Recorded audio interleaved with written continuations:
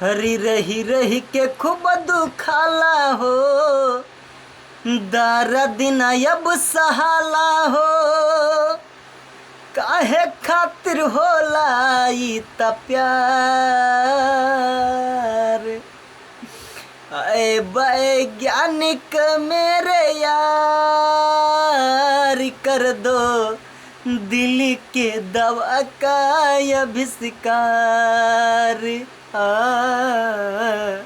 आए वैज्ञानिक मेरे यार, कर दो दिल के दवा का आविष्कार। काहे खातिर राम जी बनवला हो दिल के, यह के संभाल बा बड़ा मुश्किल रे।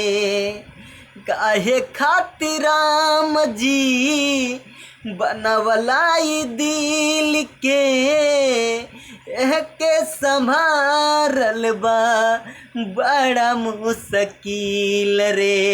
रही रही के खूब दुखाला हो, दर्द न अब सहाला हो। काहे खातिर होला ई त प्यार।